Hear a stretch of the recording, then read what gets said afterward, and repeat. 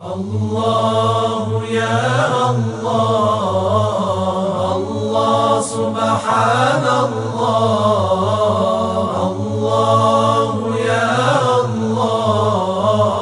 الله حمدا لله. اعوذ باللہ من الشیطان الرجیم، بسم اللہ الرحمن الرحیم، الحمد للہ رب العالمین، والصلاة والسلام علی اشرف الانبیاء والمرسلین وآلہ الطیبین الطاہرین المعصومین۔ معزز سامعین، محترم ناظرین، قرآن مجید جو اللہ کے حبیب کا زندہ اور ابدی معجزہ ہے، جو ہمیشہ ہمیشہ کے لیے قیامت تک تمام بشریت کے لیے ہدایت کا ذریعہ اور تمام اہل ایمان اور باتقویٰ لوگوں کے لیے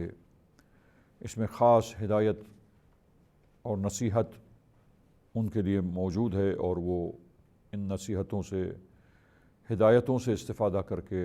حقیقی ترقی اور کمال حاصل کر سکتے ہیں۔ اور یہ قرآن مجید محفوظ ہے ہر قسم کی تحریف سے، یہ ہمارا عقیدہ ہے تمام مسلمانوں کا۔ تمام مکاتب فکر، تمام مسالک جو ہیں، تمام مسلمانوں کے فرقے جو ہیں، وہ سب اس پر اعتقاد رکھتے ہیں۔ اب اگر کہیں کسی فرقے کے شاذ و نادر اکا دکا اسکالرز اگر کہیں کوئی ایسی ہی احتمالی بات کسی نے پیش کر دی ہو، تو وہ جو کل اجماع ہے اور اتفاق ہے تمام اہل اسلام کا، تمام مکاتب فکر کے علماء اور اسکالرز کا، اور از اول صدر اسلام سے لے کر اب تک کے علماء کا، تو اس میں کوئی جو ہے وہ نقصان نہیں پہنچتا اگر اکا دکا کوئی اس قسم کی احتمالی باتیں کوئی کسی نے پیش کی ہو،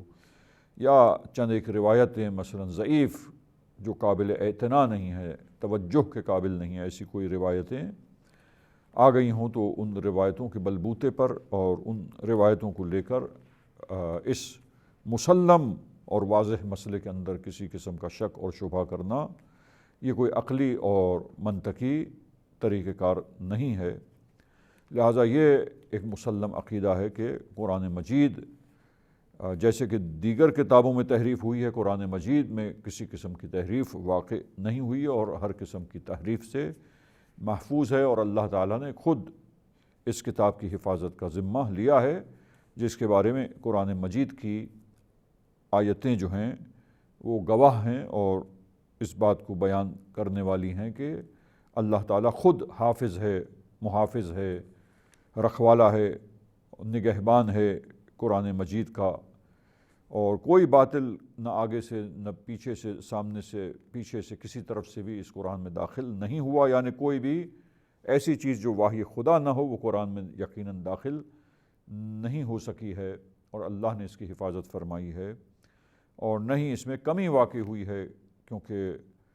اگر کمی واقع ہو، تحریف کمی کے ذریعے ہو اور کم کر دیا جائے، تب بھی وہ ہدایت کی کتاب جسے قیامت تک کے لیے رہنا ہے، تو پھر یہ کیسے ہوگا کہ اللہ جس کی حفاظت فرمائے اس میں معاذ اللہ کیسے کمی ہو سکتی ہے؟ یہ وہ کتاب جو ہر قسم کے باطل سے محفوظ کی گئی ہو اور اسے بچایا گیا ہو، تو بچانے کا حق یہ ہے کہ وہ کامل اور مکمل صورت میں باقی ہو، کیونکہ یہ قیامت تک کے لیے ہدایت اسی وسیلے سے انسانوں کو حاصل ہو سکتی ہے، اور یہی ذریعہ ہدایت ہے۔ جس طرح انبیاء علیہم السلام بہترین وسیلہ ہدایت ہیں بشریت کے لیے، اور آخری نبی کی نبوت اور ختم نبوت جو آپ پر ہوا صلی اللہ علیہ وآلہ وسلم، تو آپ ہادی تھے اور ہدایت کرنے والے، اور اسی طرح آپ کے اہل بیت علیہم السلام، اور یہ سلسلہ ہدایت جاری رہا امت میں، اور آپ کی وہ مشہور و معروف حدیث جو طرفین یعنی اہل تسنن اور اہل تشیع دونوں مکتب کی کتابوں میں، روایت کی کتابوں میں یہ حدیث موجود ہے کہ آپ نے فرمایا، اور یہ واضح پیغام اور میسج دے کے اس دنیا سے گئے ہیں کہ بے شک میں تمہارے درمیان دو گراں قدر چیزیں چھوڑے جا رہا ہوں، یعنی تمہاری ہدایت کے لیے، تمہاری نصیحت کے لیے، تمہاری حقیقی کامیابی کے لیے کہ تمہیں حاصل ہو سکے، تمہارے درمیان دو گراں قدر چیزیں چھوڑے جا رہا ہوں، وہ ایک دوسرے سے کبھی جدا نہیں نہ ہو سکتے ہیں یہاں تک کہ میرے پاس حوض کوثر پر پہنچیں، اور جب تک تم ان دونوں سے تمسک کرو گے اس وقت تک جو ہے کبھی بھی گمراہ نہیں ہو جاؤ گے۔ لہٰذا وہ کیا چیزیں ہیں دو گراں قدر چیزیں؟ ایک قرآن مجید ہے اور جو ہدایت کا سامان، اور دوسری چیز جو گراں قدر ہے وہ میری اطرت اور میرے اہل بیت ہیں، اور یہ دونوں امت کی ہدایت کے لیے اللہ تعالیٰ نے بہترین ان کو وسیلہ قرار دیا ہے۔ تو وہ کتاب جو قیامت تک کے لیے ہدایت کا ذریعہ ہے، عزیزان گرامی، یقیناً قرآنی آیات کی روشنی میں ہی، قرآنی بیان ہی کی روشنی میں، اور روایات بھی اس پر دلالت کرتی ہیں کثرت سے بہت ساری، اور ان سے استفادہ ہوتا ہے روایات سے کہ یہ قرآن مجید جو ہے وہ بہترین ذریعہ ہدایت، وسیلہ ہدایت ہے بشر کے لیے، اہل ایمان کے لیے۔ اور اب آپ دیکھیے کہ اسی کے تسلسل میں ہم ایک دو پوائنٹس جو رہ گئے ہیں وہ ان کو آج مکمل کریں اور اس چیپٹر کو جو ہے اختتام پر پہنچائیں، اور اس کے بعد اسی نبوت کے عقیدے میں، اور پھر اس کے بعد ہمارے آخری جو نبی ہیں، ہمارے پیارے نبی، اللہ کے حبیب، پیغمبر اسلام حضرت محمد مصطفیٰ صلی اللہ علیہ وآلہ وسلم کی نبوت، اور آپ پر نبوت کا اختتام ہوا تو ختم نبوت کے سلسلے میں انشاءاللہ آج ہم پہلے آج کے اس پروگرام میں اس کو مکمل کریں۔ ایک دو پوائنٹس ہیں قرآن کے حوالے سے، اور اس کے بعد انشاءاللہ تعالی اگلے پروگرامز میں ہم ختم نبوت کے سلسلے میں گفتگو کا آغاز کریں گے، اور مختصر طریقے سے ختم نبوت کی بحث اور ڈسکشنز جو ہیں وہ سامعین کرام کی خدمت میں بیان کرنے کی سعادت انشاءاللہ حاصل کریں گے۔ اب آپ دیکھیے کہ آخری ایک دو باتیں جو رہ گئیں وہ یہ ہے کہ ہم دیکھتے ہیں کہ اصول کافی کی جو حدیث کی مشہور و معروف کتاب ہے، اور اس اصول کافی میں شیخ محمد بن یعقوب کلینی نے جو ہے وہ پہلی جلد میں اور کچھ احادیث جو اہل بیت علیہم السلام سے معصومین سے نقل کی ہیں اسی قرآن کے حوالے سے، قرآن کے بارے میں، تو اس میں ایک دیکھیے کہ سنت اور روایات جو نقل ہوتی ہیں وہ منقول ہوتی ہیں اور اہل بیت سے نقل کی جاتی ہیں، اس کے بارے میں بعض اوقات سوال ہوتے تھے اہل بیت علیہم السلام سے کہ یہ سنت کو جو ہم لیتے ہیں، جو آپ سے نقل کی جاتی ہے بات اور آپ سے منقول ہوتی ہے جو باتیں، ان روایات کا معیار جو ہے اس کی شناخت کا کہ یہ روایت جو آپ سے منقول ہے وہ اس کو اطمینان کے ساتھ ہم لیں اور لینے کے بعد ان روایتوں پر عمل کریں، تو معیار کیا ہے کہ وہ کون سی روایتیں ہیں جو حجت ہیں اور ان روایتوں کو ہم لے کر اطمینان کے ساتھ ان پر عمل کر سکتے ہیں۔ تو وہ معیارات جو ظاہر ہے کہ روایات کو لینے کے سلسلے میں سلسلے سند، اور یہ سلسلے سند کی تحقیق جو ہے وہ علم رجال کے علم میں جو ہے وہ انجام دی جاتی ہے، اور سلسلے سند میں واقع ہونے والے راوی اور محدثین جنہوں نے روایات کو نقل کیا ہے یکے بعد دیگرے یہاں تک کہ سلسلہ معصوم تک پہنچتا ہے، تو یہ روایتیں حجت اس وقت ہیں کہ جب یہ روایت صحیحہ ہو، معتبرہ ہو،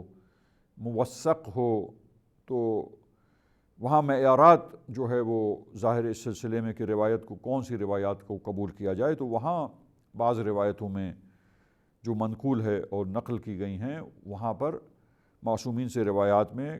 چند روایتوں کے اندر یہ بات واضح ہوئی ہے، بیان ہوئی ہے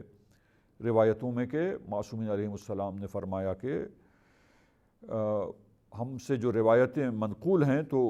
اس کو آپ دیکھیں کہ قرآن مجید کے ساتھ دیکھیں کہ قرآن مجید سے کوئی ٹکراؤ ہو، قرآن مجید کے ساتھ کانٹرڈکشن ہو اور متضاد ہو قرآن سے، تو وہ یقیناً ہم سے صادر نہیں ہوئی ہیں۔ اور چونکہ قرآن صامت ہے، اہل بیت علیہم السلام قرآن ناطق ہیں، مفسر قرآن ہیں، مبین قرآن ہیں، اور قرآن کی باتوں کی وضاحت فرمانے والے ہیں اہل بیت علیہم السلام رسول اللہ کے۔ اسی لیے تو یہ دو گراں قدر چیزوں کے بارے میں اللہ تعالیٰ کے حبیب نے یہ پیغام تاکید کے ساتھ امت کو دیا کہ ان دونوں سے تمسک کریں اور اہل بیت کا دامن بھی تھامیں اور قرآن سے تمسک کر کے ہدایت حاصل کریں اور ہدایت حاصل کرنے کی کوشش کریں۔ یہ دونوں ہدایت کا ذریعہ ہیں اور دونوں ہی قرآن ہیں۔ قرآن کی عملی صورت اہل بیت علیہم السلام ہیں اور قرآن ناطق ہیں جو قرآن کی وضاحت کرنے والے ہیں۔ تو عزیزان گرامی، کبھی بھی اہل بیت علیہم السلام کا کلام قرآن سے متضاد ہو ہی نہیں سکتا، قرآن سے ٹکرانے والا ہو ہی نہیں سکتا۔ لہٰذا ان چند روایتوں کے اندر جو اصول کافی میں ہیں، اور آپ دیکھیے کہ دیگر منابع روائی کے اندر بھی موجود ہیں، تو ان روایتوں میں یہ بیان ہوا ہے کہ روایات آیا معصومین علیہم السلام سے جو منقول ہو کر پہنچتی ہیں، ان کو لینے کے سلسلے میں اور قبول کرنے کے سلسلے میں کیا معیارات ہیں۔ ان میں سے ایک معیار جو بیان ہوا ہے وہ یہی ہے کہ روایات میں، معصومین سے منقول روایات میں، کہ آپ دیکھیں کہ ہمارا کلام کبھی بھی قرآن کے ساتھ متصادم اور متضاد قرآن کے ساتھ نہیں ہو سکتا۔ تضاد ہمارے کلام میں اور قرآن میں نہیں ہو سکتا۔ اگر واضح تضاد دیکھیں کہ ٹکراؤ ہے صاف صاف، تو پھر وہ کلام اس کو چھوڑ دیں، وہ کلام یقیناً ہم سے صادر نہیں ہوا اور ہم نے اس کلام کو پیش نہیں کیا ہے، تو وہ روایت ناقابل قبول ہیں، اس کو ترک کر دیں، چھوڑ دیں۔ اور وہ روایات کے جن میں ہمارا کلام آپ دیکھیں کہ وہ کلام کے ساتھ، کلام الہی کے ساتھ موافق ہے، موافقت رکھتا ہے اور مطابقت ہے کلام الہی کے پیغام میں اور ہمارے کلام میں، تو وہ روایات جو ہیں ان کو قبول کر لیں، وہ ہم سے صادر ہوئی ہیں۔ اب اس میں اور بہت جزیات اور تفصیلات اور اس کے کچھ فروع اور جزئی مسائل ہیں۔ ظاہر ہے کہ ہمارا ہدف اور مقصد یہ نہیں کہ ان جزئیات میں اور ان فروع میں بہت ساری برانچز جو اسی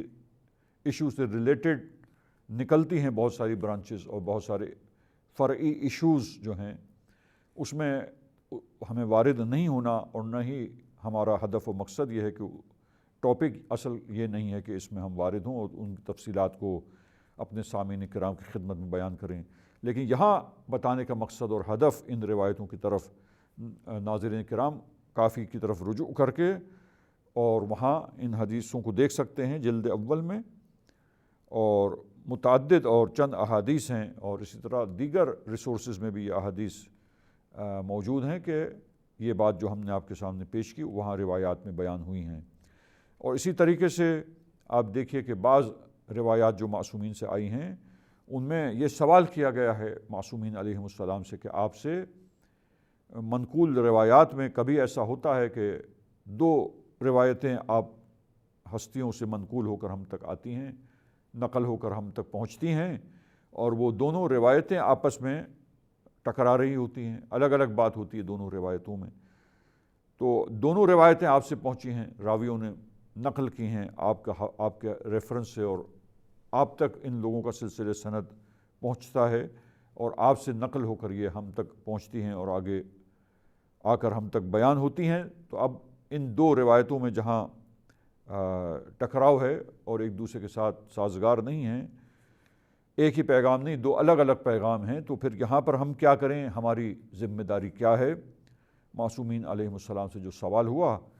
کہ اس کا علاج اب کیا کریں، اور کون سی روایت کو لیں اور کون سی چھوڑ دیں، ان دونوں میں سے دونوں تو یقیناً آپ سے صادر نہیں ہو سکتی کہ جس میں دونوں میں الگ الگ اور بالکل مختلف پیغام ہے ایک ہی چیز کے بارے میں۔ تو یہاں جو ہے ائمہ طاہرین علیہم السلام سے اس علاجیہ، اخبار علاجیہ کہتے ہیں، کہ علاج کیا ہے اس صورت میں اور کیا حل اس کا ہے، راہ حل جو پوچھا گیا، دریافت کیا گیا، تو وہاں معصومین علیہ السلام سے اس علاج کے سلسلے میں اور راہ حل کے سلسلے میں جو بیانات جن روایات میں ہیں ان روایات میں یہ مسئلہ روشن ہوا کہ دیکھیں کہ اس سلسلے روایات کے اندر ایسی روایتیں مل جاتی ہیں جو منقول ہوئی ہیں، تو یہاں پر ایک معیار جو مختلف معیارات بیان کیے کہ علاج کے سلسلے میں کیا معیار ہے، مثلا ایک معیار یہ بیان بھی جہاں ہوا کہ سلسلے سند میں جو راوی ہیں ان میں دیکھو کہ زیادہ اوثق اور زیادہ معتبر اور قابل اعتماد کون ہیں، دونوں قابل اعتماد ہوں نقل کرنے والے، لیکن اوثق اور زیادہ قابل اعتماد کون ہیں، جو زیادہ قابل اعتماد راوی ہیں سلسلے سند میں اس روایت کو لے لیں۔ مثلا ایک علاج یہ، لیکن ابھی ہم جو بیان کرنا چاہتے ہیں وہ ایک طریقہ کار علاج کا اور راہ حل وہ یہی دیا کہ ان دونوں روایتوں میں سے دیکھیں کہ کون سی روایت جو ہے وہ قرآن کے میسج کے موافق ہے اور کون سی جو ہے وہ قرآن کے میسج کے موافق نہیں ہے، تو وہ جو قرآن کے موافق ہے اس کو لے لیں اور جو قرآن کے موافق نہیں ہے اس کو چھوڑ دیں، وہ ہم سے صادر نہیں ہوئی ہے، تو وہ روایت ترک کر دی جائے گی جو قرآن کے موافق نہ ہو، جو قرآن کے موافق ہے اس کو لے لیا جائے گا۔ تو یہ ائمہ طاہرین نے ہمیشہ کے لیے اپنے ماننے والوں کو، چاہنے والوں کو یہ پیغام دیا، ہمیشہ کے لیے، کیونکہ ہزاروں روایتیں ہیں تو روایتوں کو لینے کے کیا اصول ہیں، کون سی روایتیں جو ہیں وہ حجت ہیں اور قابل قبول ہیں جن کو لینا ہے اور لینے کے بعد ان کے مطابق احکام اسلامی کا استنباط کرنا ہے اور ان کے مطابق عمل کرنا ہے۔ تو عزیزان گرامی یہ مسئلہ اس سے روشن ہوتا ہے کہ ہمیشہ کے لیے جب یہ بات ائمہ اطہار علیہ السلام بیان فرماتے ہیں تو اس کا مطلب یہ ہے کہ قرآن مجید یقیناً تحریف سے محفوظ ہے، اسی لیے تو سنت کو پرکھنے کا معیار اور کسوٹی ایک لحاظ سے قرآن کو قرار دیا جا رہا ہے کہ ہماری روایتیں قرآن کے موافق ہوں گی، مخالف نہیں ہو سکتی، ڈفرنس نہیں ہو سکتا قرآن میں اور کلام معصوم میں۔ لہٰذا جب کلام محفوظ ہو، تحریف سے بچا ہوا ہو، اس کی حفاظت ہوئی ہو، تو یہ پورا کا پورا کلام جو ہدایت بشر کے لیے سامنے ہے، ہمارے اہل اسلام کے، اہل ایمان کے، تب ہی معصومین علیہ السلام ہمیشہ کے لیے یہ فارمولہ اور یہ کرائیٹیریا اور یہ معیار اپنے چاہنے والوں کو دے رہے ہیں کہ ہماری روایت کو لینے کا ایک معیار اور ان کی صحت کی شناخت کہ جو ہم سے صادر ہوئی ہیں اس کا ایک معیار یہ قرار دے رہے ہیں قرآن کے موافق ہونا۔ تو یہ اسی وقت ہوگا جب قرآن مجید محفوظ ہو تمام تحریفات سے، ہر قسم کی تحریف سے اس کلام کی حفاظت ہوئی ہو۔ یہ کچھ آخری ایک دو پوائنٹس تھے جو ہم نے اپنے سامعین کرام کی خدمت میں پیش کر دیے اس مسئلے میں کہ قرآن مجید وہ کتاب ہے اللہ تعالیٰ کی جس کی حفاظت کا خود اللہ نے ذمہ لیا ہے، خود ضامن ہے خداوند متعال، اور جب اللہ نے ذمہ لیا تو یقیناً بلا شک یہ کتاب محفوظ ہے تحریف سے، اور اس کے ساتھ سینکڑوں قرائن اور شواہد اور دلائل جو ہم نے سامعین کرام کی خدمت میں وہ دلائل و شواہد پیش کیے، عقلی دلیل پیش کی، جس سے یہ مسئلہ بالکل روشن ہو گیا کہ ہمارا یہ عقیدہ جو ہے اس کے دلائل کے ساتھ کہ یہ ہمارا عقیدہ ہے اور دلائل کے ساتھ ثابت ہے یہ عقیدہ کہ قرآن مجید جو اللہ تعالیٰ کی کتاب ہے وہ رہتی دنیا تک ہدایت بشر کا سامان ہے، اور یہ ہر قسم کی تحریف سے، نہ اس میں کوئی زیادتی ہوئی ہے نہ اس میں کوئی کمی ہوئی ہے، اور ہر قسم کی کمی بیشی سے یہ کتاب محفوظ ہے ہر قسم کی تحریف سے۔ وصلی اللہ علی محمد وأہل بیتہ الطاہرین۔ اغفر لنا ذنوبنا وارفع البلايا، اغفر لنا ذنوبنا وارفع البلايا